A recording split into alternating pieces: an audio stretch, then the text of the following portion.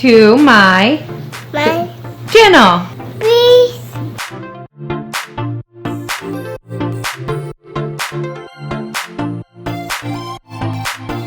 Today we're talking about breastfeeding preparation and education during my second pregnancy and what I've been doing to prepare myself for a more successful journey with the second baby versus what I went through with Grayson. I just wanted to kind of talk about the things that I've been doing, some of the tools that I have kind of like in my back pocket for once this baby arrives. And I want to review the issues that I went through with Grayson, some of the places where I feel like I went wrong with him and why I'm doing things differently this time around to prepare myself for baby number 2.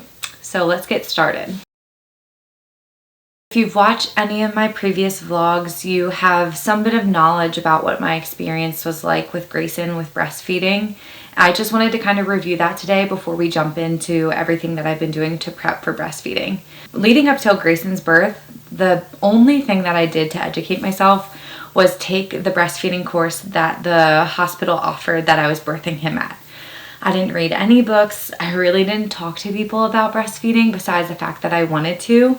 And I feel like that really was not a good setup for going into everything that I went through with Grayson. I just lacked a lot of knowledge and education about the issues that you could experience with breastfeeding.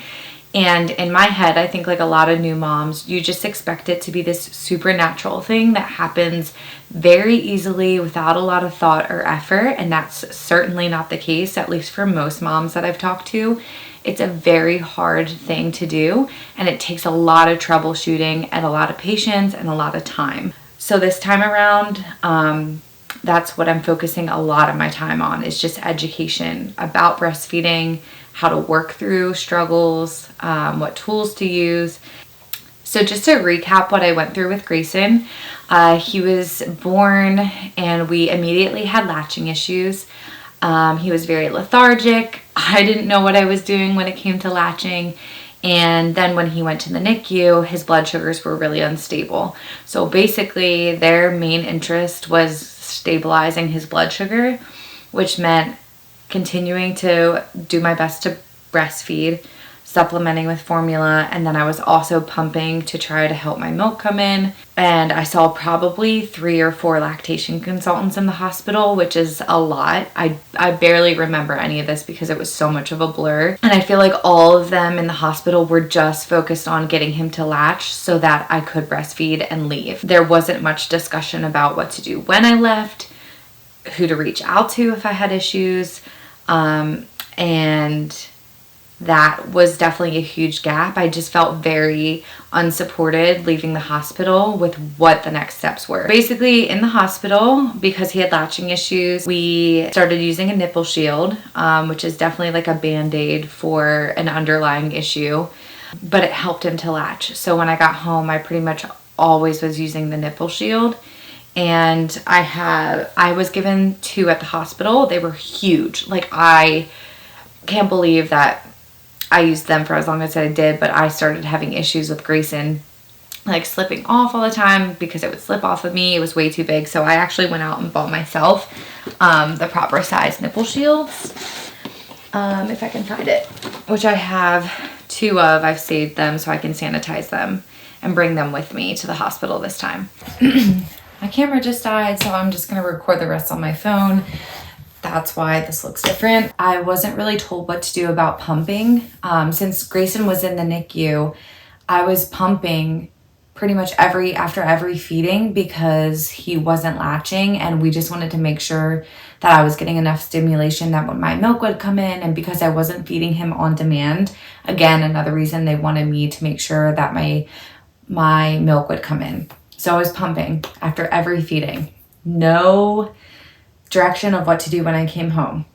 My boobs were so engorged, like they were rock hard, they were hot, I was uncomfortable. On top of not having Grayson be able to latch, then my nipples were like swollen because of all of the fluid and like it just everything. It was so bad. And like looking back, I can't believe that I didn't know what to do or like that I wasn't told what to do. Luckily, my pediatrician's office had their lactation consultant call me when Grayson went there and we were talking about breastfeeding. I explained to them the situation and they recommended that I speak to their lactation consultant. So she called me and we scheduled an appointment to meet together. And basically between the first week and second week when I was going to see her, I asked her what to do about pumping, and she told me to slowly wean down to eventually not needing to pump at all. So I did that across that next week, but I was still struggling with latching. Every time I fed Grayson, it was so frustrating. He did not follow the typical, like, oh, just feed him every 3 to 4 hours or 2 to 3 hours. Like, he was on my boob like every hour, and he would feed for like 45 minutes. It was so frustrating, and I felt like I was doing everything wrong. And I think a lot of it was, one, my understanding of newborns and like the things that they tell you about scheduled feedings are not true for every baby. And if he was having latching issues, he probably wasn't getting milk very efficiently. So all of those things, I think, contributed to his long feeds. And maybe that's just how he was feeding as a newborn. Like, I've heard a lot of moms say that about their kids, is like, yeah, they were pretty much always on the boob and that was just normal the first couple of weeks. When I got there, we talked about everything I had been going through, and she started trying to help me get him to latch and trying different positions and everything like that. And that's really when I realized how difficult it was, like how much trouble I was going through. What we discovered during his appointment was she could hear a little bit of silent reflux, which was why I was struggling so much with him crying. I didn't realize it at the time, but when I met with her, there were signs of reflux. And silent reflux specifically isn't a lot of spitting up. It's like the milk coming up into their throat and like burning their esophagus, but not fully coming out. She said that she thought it was because of the nipple shield and him getting a lot of air from the nipple shield. From the education I've done for myself, that's like questionable of whether that really creates reflux. A lot of it in babies who have reflux is just how they are made and how their stomachs are developing. Also, he was on an antibiotic in the NICU, which destroys all of the healthy bacteria that he had in his stomach. So that is also a huge contributing factor to I think some of the reflux issues he had. Again, I'm not a professional, so don't quote me on any of this. This is just my theories from the research I've done and my personal experience. She also inspected his mouth and was suspicious of a possible like mild tongue and lip tie, which, looking back and looking at Grayson's mouth as it's developed, I definitely believe he has a mild tongue tie and lip tie that has yet to be reversed and has yet to be diagnosed. But that would have a lot of explanation, like to do with why I had so many latching issues. That's a lot of times why people are using nipple shields, is because their child has a tongue or a lip tie, or they have just bad latching because they're not latching them properly and they're letting them latch too shallow. I wish I would have followed up with a pediatric dentist and had him evaluated, because I think that would have helped a lot with our latch. But again, I was so anxious and overwhelmed. Like, when you're struggling with postpartum anxiety, like the thought of going to an appointment with a crying baby, driving there, I was just like, I'd rather just not deal with it, because I could not physically leave the house. Her main recommendations were try to stop using the shield, space out feedings. If you have to feed him sooner, do smaller, shorter feedings, and just be aware of his reflux. And basically didn't really say any follow-up to do about his tongue or lip tie, just said she wanted to continue to evaluate it as time went on. After that, I tried for like 2 weeks to get him off the nipple shield, but it basically got to the point where I was so uncomfortable every feed. Like, my nipples were cracked and bleeding because he wasn't latching properly without the shield. And I would literally cry feeding him. And he was crying all the time, like screaming, arching his back during feedings, after feedings. It was really, really hard. Having a baby with reflux, it's really mentally exhausting. And there's pretty much nothing you can really do to alleviate their pain. I tried cutting out dairy. I cut out caffeine from my diet, which really didn't do like a ton of improvement. We took him to the pediatrician to see them because I was like, there's something wrong with him. This is not normal. He is constantly in like a state of pain. In my mind, I felt like I was poisoning him. Like I felt like my breast milk was poisoning him and making him uncomfortable, which is really sad because it wasn't. But in my mind, my irrational postpartum anxiety mind, that's what I thought. So I asked the doctors if we could switch him to some kind of hypoallergenic formula so we could test out and see if that had anything to do with it. And basically I got to the point where I was just pumping and feeding him formula, and the pumping I was not like producing anything. I mean, I was producing, but I wouldn't let down because I was so stressed all the time. Just couldn't let Grayson sit there because he would cry if I wasn't holding him. So I pretty much just gave up. I was like, I can't do this anymore. I can't keep my baby happy. I'm stressed. I just want to be able to feed him and comfort him. And so yeah, I gave up on my goal. I made it to a month, and I think that it was pretty admirable for everything that we went through. I know that there's moms who go through much worse and they make it out to their goal of breastfeeding, but I just didn't, and that's okay. But this time around, I wanted to educate myself and do the right things to set myself up for success. So let's talk about that next.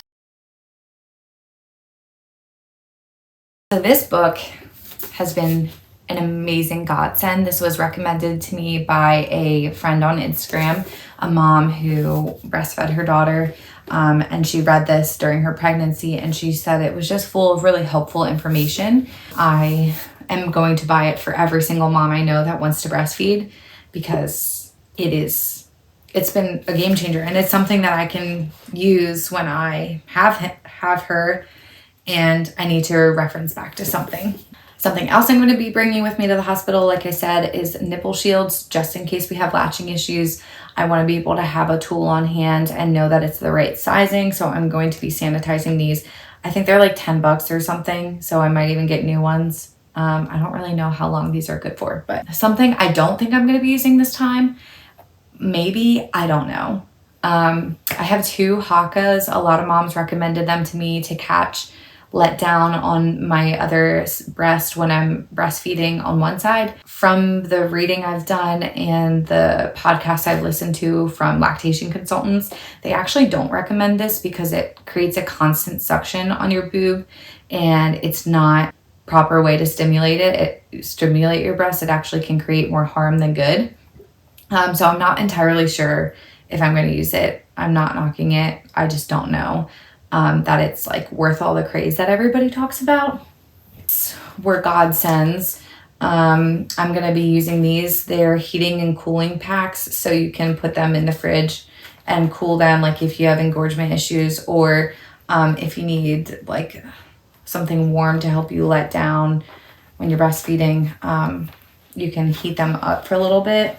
Something else that I've been doing is listening to podcasts. So I found the Badass Breastfeeder podcast. They're pretty much on every podcast platform, but I listen to them on Spotify. The host, the one is a breastfeeder who breastfed both of her sons, did extended breastfeeding. She breastfed them past the toddler age, and then the other host is a IBCLC. I've been listening to all of their episodes. I mean, they cover a million topics, and that's been really, really beneficial, and something I've also been recommending to a lot of moms that I know that want to breastfeed.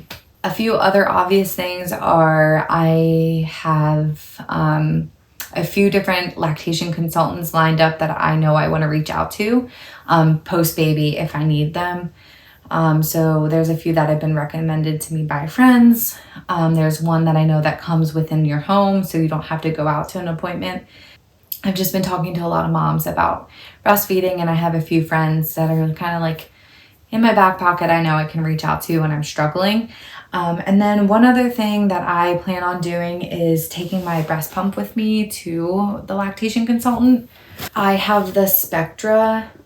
I think it's the first version, It is a hospital grade pump. I loved it for Grayson, but I didn't really know how to use it per se. Like, I think it would have been beneficial to have this with me when I went to a lactation consultant appointment. I don't plan on pumping, if I don't have to, very much until I have to start working, like shooting weddings and stuff. I just want to focus on exclusively breastfeeding as much as possible. That's my hope and my goal and my wish. I think there's a lot of craze around pumping, and I was obsessed with the whole idea of pumping, and I focused way more on that.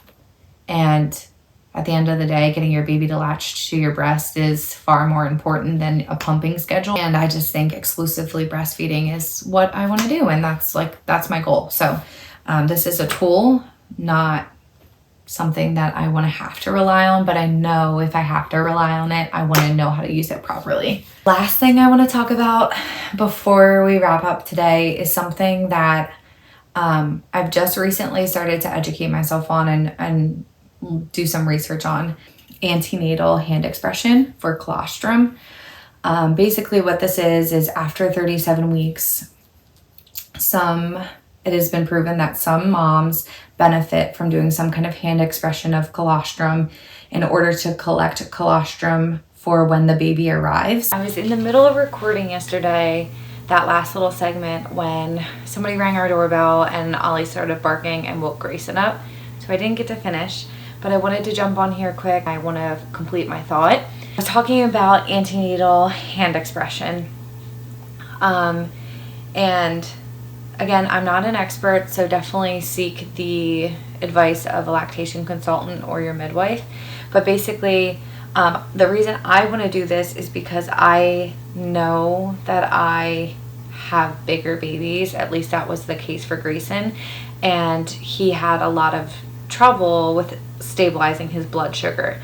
So in the research that I found, it's been really beneficial to have extra colostrum set aside instead of supplementing with formula for the baby, so that you can help make sure their blood sugar is stabilized. Again, this is all just precautionary. I don't want to use formula, so the whole reason of me doing that would be so that I could use my own colostrum. There are other options, like if a hospital has donated milk or colostrum, sometimes they will allow you to use that if they have it available.